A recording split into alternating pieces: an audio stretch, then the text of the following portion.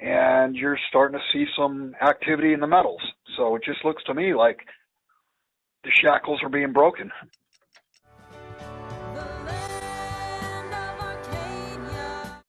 Well, hello there, my friends. Chris Marcus here with you for Arcadia Economics. And this morning, a conversation I recorded last night with Bill Holter. He sent me an email because he really feels like we're getting close to some sort of break point, and that's what I've been feeling as well. Wanted to get this one out to you quickly, especially since he referenced today's trading activity and things that could potentially happen over the weekend and going forward. So with that said, here is conversation with Bill Holter of JSMineset.com. Well, it looks like narratives are breaking down. Yesterday you had Boris Johnson, whether it be because he's trying to save his own neck, save his own power or whatever, but they've done away with all of the COVID protocols. So, I mean, that's certainly a big step in the narrative, the COVID narrative. You've seen equities choppy and weak for what, 2 or 3 weeks now. You got interest rates. You got a 10-year Treasury up to 185. And what was it? A little over a year ago, year and a half ago, you had rates as low as what, 0.35, 0.4. So, rates have jumped up. Inflation is raging. We had an outside reversal day today in the stock market. It was up 450 points, closed down over 300. And tomorrow's one of the big quarterly option expiration days. And you're starting to see some activity in the metals. So it just looks to me like the shackles are being broken. Well, I can certainly understand that. I've been looking from a different perspective, although coming to a similar conclusion, and that's what I find interesting. I think a lot of people that's happening. And Bill, think about it like this. When COVID started raging 2 years ago, that's 2 years ago now. Right. By the time we hit the end of February, beginning of March, we were already seeing things getting clobbered. Silver was getting torched on its way down to $12. It was never $12. That was the paper price. It was never $12. Right. That was the paper price. Right. So you had, absolutely. So you had the paper price go down to $12. Now, if you look after that, as I've been reviewing, a lot of metal going into SLV. We never get explanations of why, although perhaps another time. We could go through quite a timeline when you put these clues together, although in either case, you had by March of that year, on the Ides of March no less, that was either when they announced QE or when they announced the unlimited QE. I'd have to look up the dates. But, you have silver go down to $12, which obviously created a panic. Who knows what these guys were doing with their metal. Then shortly after that, we have QE. Then they started out with QE, made it unlimited QE a week later. This is right around the same time that the EFP gold market broke, back in March of 2020. And, they patched it back together, and there were only nerds like you and me and, a bunch of other guys we talk with and on the show or elsewhere that noticed, yet that was March of 2020. Then you have 11 months later in February of 2021, basically you have the silver market break. And Bill, here's something I'm curious if you've ever thought of. I know, long question, but I'll please any comments you have on any of this. Ross Benham, who confirmed that they tamped down what could have been a much worse situation. Bill, are you aware that he's one of the, I believe it's 6 members of the plunge protection team, also known as the Working Group on Capital Markets? Basically, when they created that, and because they didn't like that the housing market had melted down. And the 6 people that for the last 50 years, when we'd hear, oh, there was an intervention in the currency in the yen last night. I would hear stuff like that on Wall Street. We never know who it is. Now we're finding out whether it's the Exchange Stabilization Fund, Plunge Protection Team. This guy, Ross Benham, he's not just some dude from New Jersey, although actually he is from New Jersey like me, which is interesting. But now I'm realizing all this organized crime, New Jersey, stock market.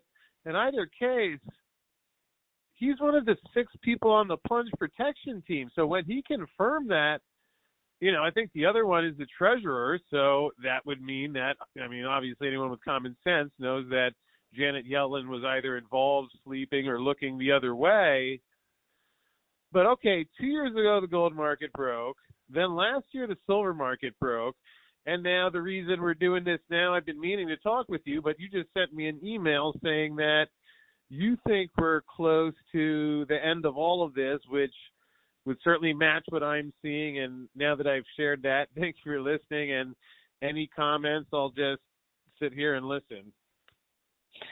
First off, the Plunge Protection Team was created late 1987, early 1988, and it was in response to the 87 stock market crash. Real estate didn't crash until a couple of years after that. Speaking of markets breaking, one of the things I sent in that email to you is that in the last 8 months alone in silver, supposedly 800 million ounces have been delivered off of London via EFPs. And I look at that number of 800 million ounces and I have to laugh because that's more than total global production. So if a year ago there was a problem that Rostin Benham et al. Tamped down, here we are a year later. Are we to believe that there was over the last 8 months just an additional 800 million ounces of silver laying around that they could deliver? I don't think so. I think that's completely implausible. I think it's a lie. It's too big of a lie is my point. And we'll use that 800 million figure again. That happens to be the number that Ted Butler believes that Bank of America is short. Now, why, if there was a problem a year ago that had to be addressed, if you want to call it officially, unofficially, to tamp the price down, why would any bank step up and be short, much less short 800 million ounces? It just seems to me that narratives are breaking down.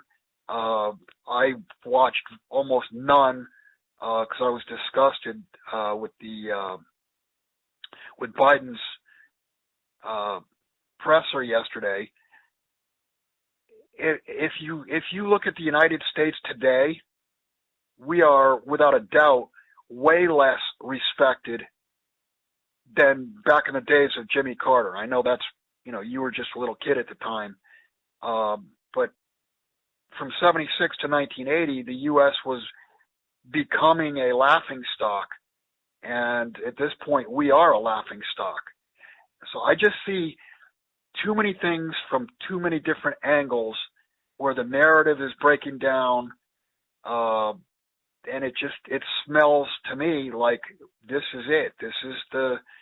You're going to watch the unwinding. And tomorrow may be a very big clue because, like I said, it's one of the 4 big option expiration days.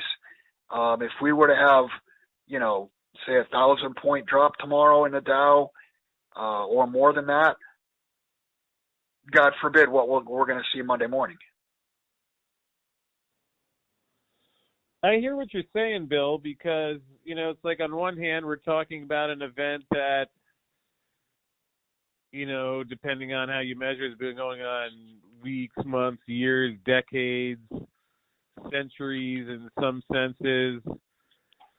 and it's certainly the longer someone's been seeing it, and then having your heart broken, hoping that we're there to something.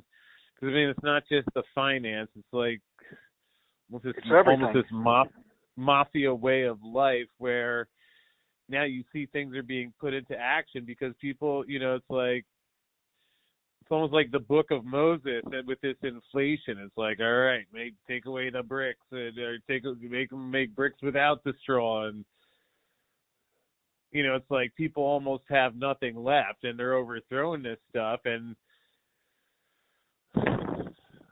so it's certainly a fascinating time where certainly people like you spoken up and warned for a long time. And I guess with all of that said, hey, it matches everything I've been feeling. Certainly as a former option market maker, I noticed what I've been doing. It's very similar to what I was doing this exact same time last year.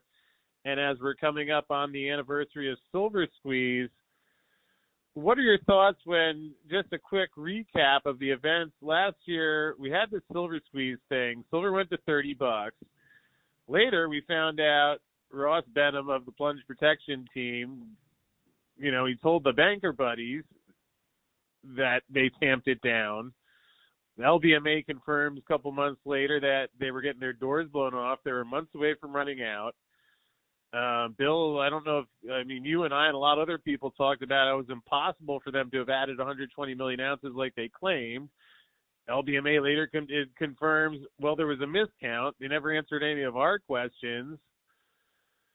I mean, we have to run out at some point, and it's like if you told me like tomorrow or next week or next month, I mean, I know it's hard for people to accept that it could be happening now, but I mean, it sounds like you think we're nearing that point. Well, right? Chris, you're focusing on silver, and I'm looking at everything, the whole picture. And in the whole picture, the lies have gotten too big to even be believable. Another area, another narrative that's definitely fallen apart is just look at the numbers that we've gotten from insurance companies because they've reported their third and fourth quarter financials. And we're hearing from the actuaries that from the age group of 18 to 49, the amount of deaths in the last 6 months are up on average about 40%. So, why would that be? Well, there's your vaccine narrative completely collapsing. So when you look at everything, and I know you're focused on silver, and yes, silver's important, but looking at the whole broad picture, narratives across the board are collapsing. And as I wrote in that email to you, if it had not been for the stock market these last 2 years, you would have already seen all sorts of violence, all sorts of riots, more than likely, anarchy. But as long as people open their emails or open their paper statements and see that they're, I gained another 5% or 10% or whatever in my 401k, that is what placated people. And to put it, as I mentioned, to put it bluntly, the stock market is a narrative. And that's really all it is at this point. I mean, it doesn't, the stock market, think of it this way, Chris. Look at the stock price of General Motors and Ford. Look at the stock price of American and Delta and United Airlines, etc. How are these stocks even in double digits? Go to a car dealership. Go to 5 car dealerships. They don't have anything to sell. They don't have anything to sell because they're not producing the cars. So if they're not producing the cars and they don't sell anything, do they actually even, where's the cash flow? They're in cash burn is what they're in. So why are these stocks where they are? This afternoon, after the close, Netflix dropped $100. That's 20%. So at $3.59, you're looking at a $500 stock. At $4.01, you're looking at a $400 stock. And that's what I've been saying all along is don't trust the statement that you're getting. Don't trust the numbers they're telling you, because in an instant it can be gone. And conversely, don't believe that silver's $25 an ounce. It's a forced number. It's forced with derivatives. And when everything breaks down and derivatives are basically going to all go to zero because a contract that cannot perform, what's the value of it? Zero. So once the paper contracts that have been used to price stocks, to price bonds, to price gold and silver, commodities, et cetera, once those blow up, then we're going to find true market clearing prices. And I think that's going to be a complete, absolute mind-blowing shock to almost everyone. Well, I agree, and I was stunned when I got your email. In fact, I just read a bit, skimmed it, and called you and suggested we should record it because it just matches everything I've been seeing and feeling, and I know. Well, we'll see.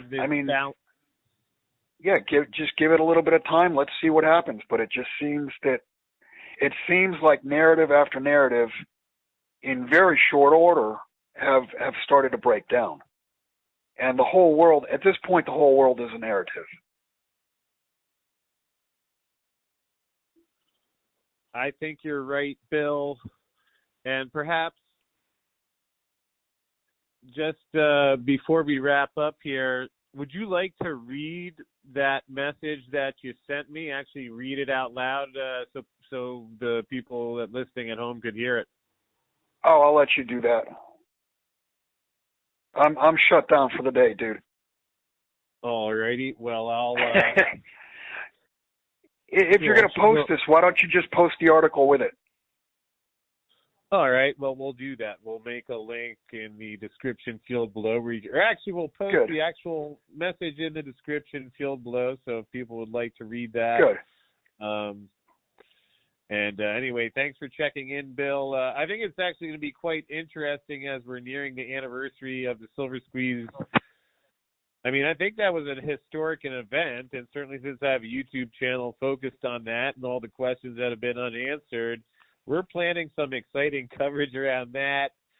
Really that whole first half of silver, February rather, you have that, then you have the Super Bowl is the 13th, so maybe we'll call those first 2 weeks Silver Bowl 2, have a lot of fun, dig into a lot of these things that I think people have a right to know about. I think most people get busy and caught up in life, and, we've all tried to help as many as we can. I'm grateful that I'm going to be fine, and Bill, I know you're going to be fine. Whatever happens in silver in our lives will carry on, but when you see something happening, in either case, I appreciate what you've stood up for. You've been one of my teachers, and after we hang up, I'll read that message out loud for people as well, and thank you for all you're doing, and whether it's this weekend. In fact, actually, one last note before we wrap up. It was interesting because Rafi Farber, he does his weekly silver report, and he's a pretty analytical guy. You've seen some of them. Yep. And at the end of the one that I'm about to post tonight, he's doing the regular thing now. And at the end he says, and I'll see you next week, and there's a chance the silver price might be significantly higher. It was just so out of character for what he normally says.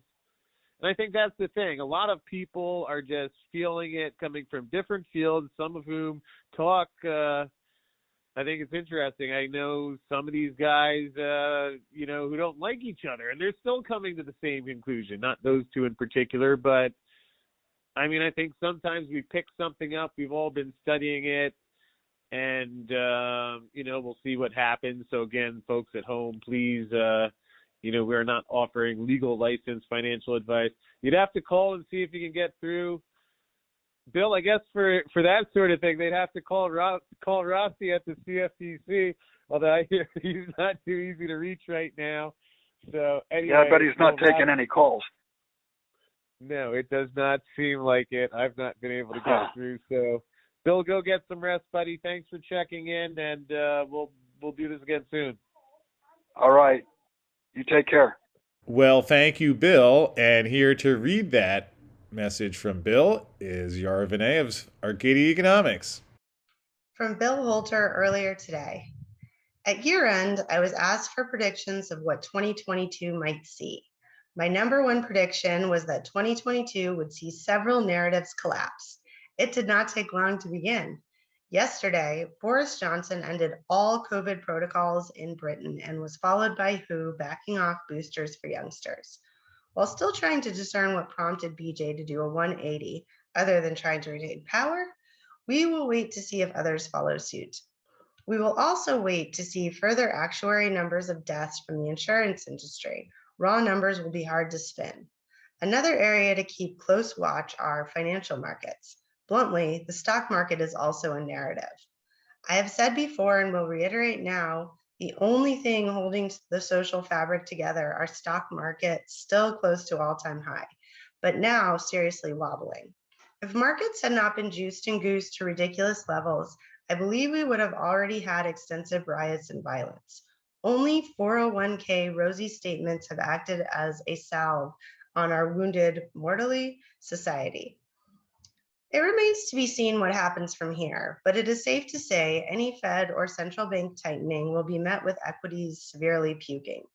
At close on Thursday, we have had another downside equity reversal with option expiration coming tomorrow. Friday will be interesting to watch. A bad OPEX episode could bring Monday and the next week into position to break the equity narratives back. As for metals, we saw over 100 tons of December COMEX gold contracts stand for delivery, I believe an all-time monthly record. 2/3 of the way through January, 18 tons are standing, which is also a record for any full January. Actually, 18 tons was about normal for one of the 4 major delivery months just a few years back. It really does look like a stampede for delivery in the making. Silver is even more interesting, and I should say fraudulent. Over the last 8 months, COMEX claims to have shipped contracts representing over 800 million ounces to London for delivery. The problem is size. The entire world only produces slightly less than 800 million silver ounces. Are we to believe there were really 800 million ounces laying around London to be delivered? Especially after 2 full years of ridiculously outsized delivery claims? Below are the EFP amounts over the last 8 months, courtesy of Harvey Organ. Last month's of total EFP contracts issued in millions of ounces. May, 137.83 million ounces. June, 149.91 million ounces. July, 129.45 million ounces. August, 140.12 million ounces. September, 28.23 million ounces. October, 94.95 million ounces. November, 131.925 million ounces. December, 100.615 million ounces. And speaking of this magic number, 800 million ounces, this is also the amount that Ted Butler claims that Bank of America is now short. I really cannot wrap my head around the reasoning for any bank to be short any amount of silver, especially when we heard from CFTC head Ross and Benham back last February that they had to tamp down the silver price. Otherwise, there would have been big problems. Yes, they kicked the can down the road about 1 year. Is that can now fill with close to 1 billion short ounces of silver and too heavy to kick any further? To wrap this up, I believe we are at a serious crossroads here and now. We should get many answers to many different markets and narratives in short order. Unfortunately, if the answers include narratives failing left and right, as I believe, life as we have known it will be drastically altered by horrid realities. Be careful what you wish for, as crumbling equity and real estate pricing, along with higher, drastically, interest rates and inflation will make for an exploding misery index. Couple this with precious metals and commodity indexes finally trading at true market clearing pricing, and you will have an almost perfect storm. Of course, perfection will only arrive with a full breakdown of supply chains, and that should do it for about anyone with their heads in the sand of denial. Standing watch, Bill Holter. Well, thank you, Yara and Bill, for everything you shared in tonight's show. And real quick, before we wrap up, I did have one announcement because there was some news from Barsele Minerals, which you saw Steve Cope and Gary Cope, his father, on the show a couple of weeks ago. And Steve stopped by earlier this week for a couple quick comments, which I will play here before we wrap up. All right, and I'm here with Steve Cope, who's been on the show several times for his Silver Viper fame and really one of the great educators of the silver mining industry, fortunately for all of us. And Steve, you joined us with your dad, Gary, who runs Barsele Minerals, which you're also involved with. And I know you had some news out recently, so I appreciate you joining me for a moment here. And perhaps you could just walk us through the update, what happened, and what investors should know about. Yeah, thanks, Chris. It was a lot of fun being on the show with Gary. I haven't been on myself just to do Barsele, so this will be a first. But yeah, we just recently came out with a couple of news releases. One announcing a financing, and the other announcing a new boulder discovery that we made on the project. That was very exciting. Over a 90-gram gold boulder that had silver and base metals associated with it as well. And this was coming from a brand new area in the project. So it's something that moving forward, we're going to be very excited to follow up on. Recently, I guess since our last interview, the share price has taken a bit of a hit.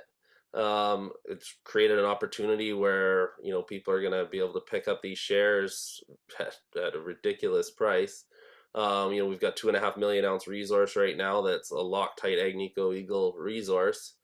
And that, with our shares outstanding, values those ounces very cheaply. And then you combine that with the fact that we're going to be running a larger program on the project later this year and looking to expand on that resource. We believe we can break that resource easily to 4 to 5 million ounces of gold, and then plus whatever else comes with that, silver and base metals. So very exciting times for the company. I think it's a great opportunity right now for people to get involved, at a very low price, certainly the lowest I think it'll be this year. And, I think it's very exciting. So if you're interested or want to reach out to the company, reach out at info@barseleminerals.com or steve.cope@balcaragroup.com. The company trades under the ticker symbol BME on the TSX Venture and BRSLF on the OTCQB. Well, I appreciate that, Steve, and thank you for the update. That's one of the things, any asset, it's always nice just being able to get the information for questions you have. So thanks for being available, and for questions about Barsele Minerals, which is run by Steve and his dad. Contact info in the link in the description field below. And thank you, Steve. We'll look forward to checking back in with you soon. Sounds good, Chris. Thank you. Well, thank you, Steve. Thank you, Bill. Thank you, Yarv, and everyone else involved in tonight's show.